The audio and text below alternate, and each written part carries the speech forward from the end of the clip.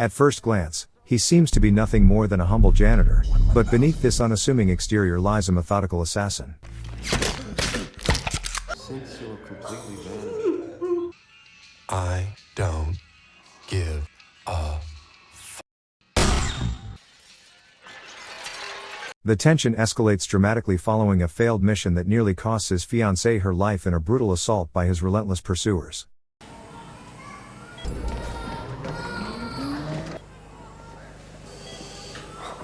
Are you alright?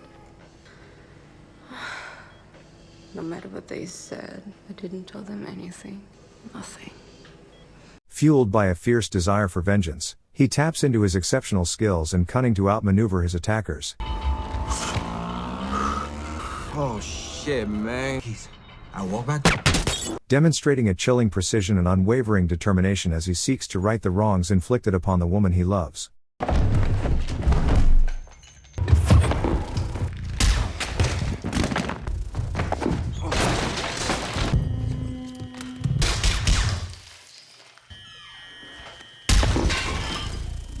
The film begins with its first chapter set against the backdrop of Paris. An assassin, known only as the killer, sits in solitude, gazing out of a window. His timer buzzes, rousing him from the brink of sleep. Moments later, he awakens, still fixated on the scene outside, now adorned with gloves. Lacking a personal identity, he simply embodies his role. He leans back in his chair, slips on his earphones, and observes the bustling life below, people immersed in their daily routines. Feeling the need for a break, he decides to engage in some yoga, followed by push-ups, emphasizing the importance of good posture. Finally, he leaves his room and descends several flights of stairs, stepping out into the world wearing sunglasses and a hat. Using his phone, he scans the bike before stopping by a nearby cafe to gather essential supplies. During this brief interlude, he receives a phone call from a man assuring him that their meeting will happen soon. The killer expresses his impatience, having already waited 5 days, he's willing to extend that wait by just 2 more. He quickly returns to his room and shares his disdain for booking Airbnbs due to hidden nanny cams, continuing to observe the everyday lives of those around him. As night falls, he prepares his sniper rifle, poised at the window for action. Suddenly, the door creaks open behind him. On high alert, he readies his weapon but relaxes when a man simply delivers some mail and departs, a close call. As dawn breaks, he remains at his post, reflecting on the profound tedium that defines his existence. He muses that boredom can be one of life's greatest challenges. His line of work often leads him to stage accidents or employ gradual poisons, igniting his creativity in the process. He spends part of his day disinfecting the sink before retreating to his makeshift bed for a power nap, setting an alarm to wake periodically and check for signs of his target. During one of these checks, he notices curtains parting at the target's residence. A car arrives, and a housemaid begins preparing for a VIP guest. The killer swiftly repositions his sniper rifle and observes a man inside the house. After loading his weapon, he elevates his makeshift bed to the window level and sees more guests arriving. The maid greets them warmly as the killer dons his hoodie and mutters an eccentric quote, readying himself for what lies ahead. The killer sits in silence, his earphones in place. keeps the inner voice from wandering.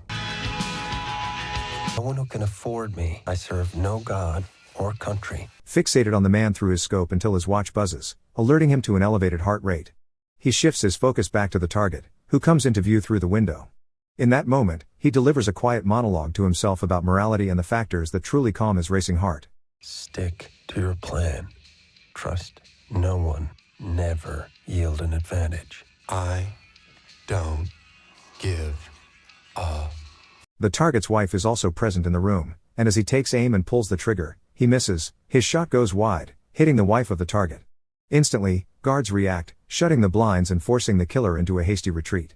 He swiftly stows away his weapons and dons a motorcycle helmet before sprinting toward his scooter.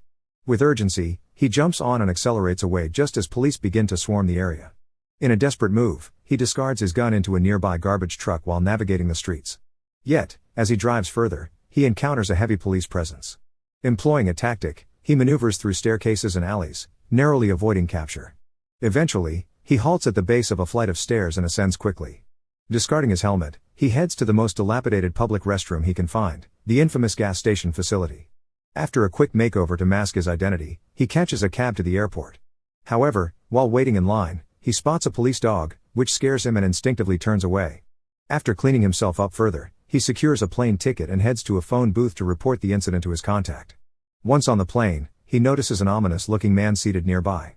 Hours later, upon arriving at his destination, he finds himself once again face to face with the same man.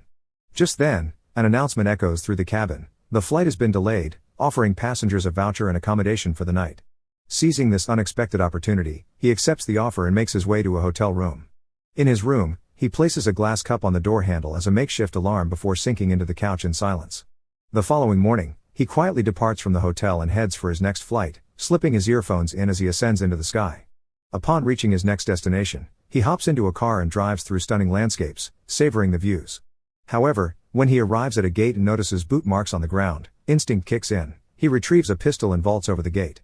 Sprinting forward, he follows the fresh boot tracks until they lead him to a mansion. As he steps inside, the sight of blood smeared across the walls sends a chill down his spine.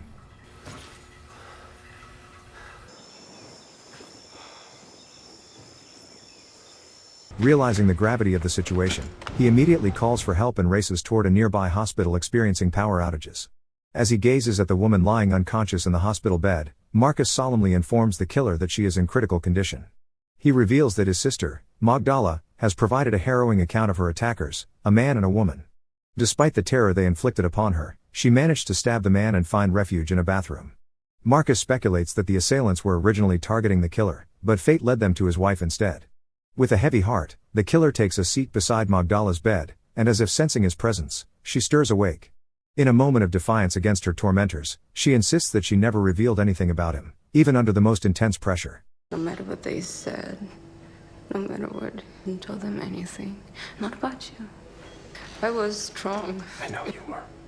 I told myself, if I don't survive, I'll never see him again. Empowered by her silence, he exits the hospital and begins his own investigation. He uncovers a hidden underground safe, revealing secrets that had been buried for too long. The following day, he meticulously packs his bags, readying himself for the next phase of his mission. Driving through town, he catches sight of a vehicle matching the description of one that had left his home, an unsettling reminder of the threat that looms over him. As night falls, he contemplates summoning an emergency driver. However, when he is let in, he forcefully scans their database until he identifies the driver he seeks. Without hesitation, he sends a discreet package to Dolores and begins to stake out a location. Finally spotting the driver he's been hunting, he follows him closely until he requests a ride. During their journey, the killer taps his pistol, prompting the driver to relinquish his wallet in fear. But money holds no interest for the killer, he craves information. The young man knows exactly who the killer is asking about and refers to the two assailants as freaks. He recounts how he was coerced into driving them to a hidden mansion and forced to wait for their return. Yet, the killer's patience wears thin. Without a second thought, he ends the driver's life. Using a forged passport, he slips out of the country and heads to New Orleans. After parking his van at a storage facility, he retrieves weapons, files, and a new license plate. With his newly acquired work vehicle stocked with power tools, he sets his sights on a specific woman, Dolores. Disguised as a garbage man, he enters the building with purpose. Once on her floor, he mentally counts the seconds it takes for the door to close behind him. Approaching with calculated ease, he takes a sip from the water fountain to feign nonchalance. When the moment is right, he manages to keep the glass door ajar, and as Dolores catches sight of him, terror washes over her face. The killer grips her tightly before turning his attention to Hodges, holding him at gunpoint. In that tense moment, Hodges seems to recognize the killer's infamous reputation and the dark world he inhabits. Urgently, he instructs Dolores to comply with the killer's demands. After locking her in the bathroom for her safety, Hodges reveals that he was compelled to take drastic measures when the killer missed a critical shot aimed at a powerful adversary. It becomes clear that Hodges is one of the leaders the killer once worked for, and he offers a grim solution: to disappear and escape the fallout. As Hodges delves into his backstory, recounting how he built his empire from the ground up, the killer's focus sharpens. He demands to know where Hodges' backup plans are hidden. Hodges insists there's nothing left and claims he would never dare to harm the killer. Yet, he is gravely mistaken. The killer swiftly retaliates, shooting him in the chest with a nail gun.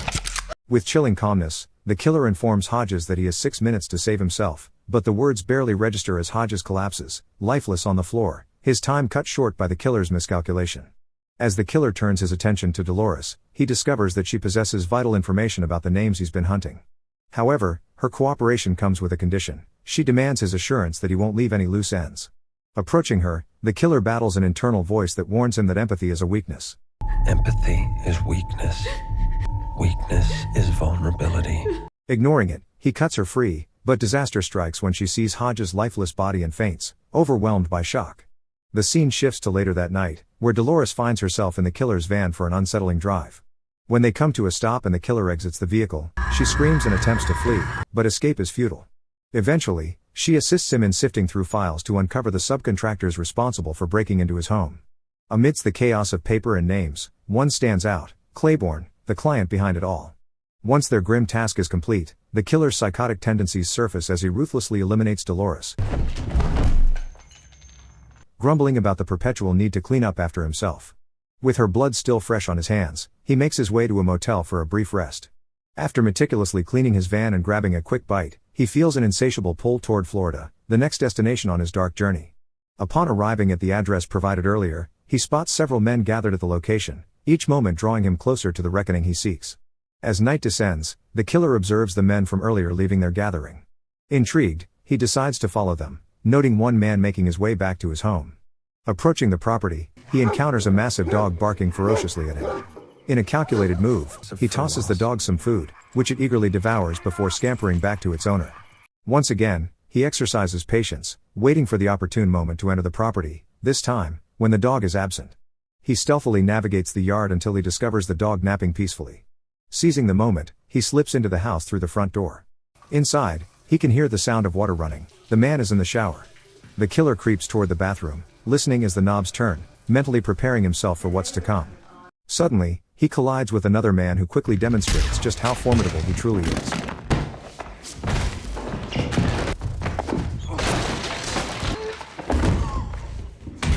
You put the wrong house mother. Pinned to the ground, the killer struggles but manages to rise, igniting a fierce battle that shatters everything in their surroundings.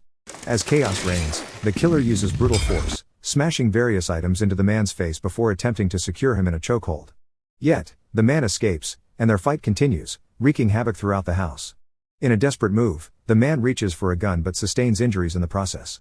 The killer seizes whatever weapons he can find and takes cover behind a door. The injured man stumbles forward, bleeding heavily as he approaches the final door. In a swift moment of opportunity, the killer finds a pistol, fires it, injuring his opponent before delivering a fatal blow. With adrenaline coursing through him, he sprints away as the dog gives chase. Once he feels safe, he ignites a Molotov cocktail and hurls it toward the house, watching as flames engulf it, his way of erasing all traces of his presence. The next day, he makes his way back to the airport. Boarding another flight, he sets his sights on New York City. This time, opting for public transport, he heads to rent a car. Soon enough, he arrives at the subcontractor's suspected residence and observes it with the same intensity as before. After taking a much-needed break, he waits until nightfall when a woman matching the taxi driver's description catches his eye. As she begins to drive away, the killer swiftly follows her while maintaining a careful distance. The radio plays softly in the background as time ticks by. When she signals to turn right, he sees his chance and shifts into the left lane to execute his plan, only to be interrupted by the distant sound of sirens that force him to halt. He continues to trail the car, bringing his own vehicle to a halt when she does. She steps out and makes her way to the waterfront, where she indulges in an extravagant meal. As he observes her from a distance, his mind shifts into a familiar monologue, a sign of the darkness lurking within. With a sudden burst of resolve, he approaches her table, forcefully claiming a seat and leveling his gun at her. To his surprise, she displays remarkable composure for someone facing imminent death. She introduces herself as an expert and inquires whether he finally delivered the horrific death he had promised to Hodges. The killer remains silent, but the expert attempts to diffuse the tension with friendly overtures, offering him food. She tries another angle, insisting that she had no role in harming his wife, it was the brute who orchestrated everything. Yet, the killer has already dealt with him. As a true psychopath, he simply fixates on her while she rambles about morality and the hypocrisy inherent in their lives. She points out that he could have killed her in countless ways but chose instead to engage her in conversation. With that, he takes her outside, forcing her to walk as she continues to chatter incessantly, employing reverse psychology and even feigning injury by pretending to break her leg. But the killer, unmoved by her tactics, simply shoots her cleanly in the head. Yet his hunt is far from over, he sets his sights on his next target. This high-profile job promises to be challenging. He begins by staking out the man's residence and soon finds an opportunity at the parking garage. When he encounters a door handle that won't budge, he resorts to searching for a fob copier on Amazon and spots his target sitting in a car nearby. That night, he meets with a man who supplies him with weapons, everything a psychopath could desire. After receiving his Amazon delivery, Man, I'm sorry. he heads to the gym where his target trains. Using the janitor's card he swiped earlier, he gains access to the changing rooms and waits for his target to arrive. When the target heads off to work out, The killer uses the janitor's card to open the locker, retrieving a card from a wallet inside. He swiftly copies it using the device he purchased and returns it to its rightful place. Patiently, he waits until the parking garage gate opens and uses the clone card to gain entry. Taking the nearby elevator up to level 27, he strides confidently into the billionaire's lavish abode. The man stands there, indecisive about which bottle of liquor to choose, but fear grips him when he finally notices the killer. Claiborne has no clue who is confronting him and offers money in exchange for his life. However, when faced with the barrel of a gun, he begins to plead desperately. The killer questions whether there is a problem between them. Claiborne's confusion is palpable until he recognizes the card shown to him by the killer. He explains that after missing his shot, Hodges had recommended securing insurance against him, essentially suggesting that the killer needed to be eliminated. Using his billionaire charm, Claiborne insists that he harbors no ill will towards him. The killer warns him that if he ever has to return, it will be for a slow and agonizing demise. With that ominous promise hanging in the air, he simply walks out of the room and onto the street. In his final destination, he travels to the Dominican Republic, where he savors a soothing cup of tea with his now recovered wife. And thus concludes his dark journey. Thank you for watching. If you are new, don't forget to subscribe for more recaps until next time. Have a nice day.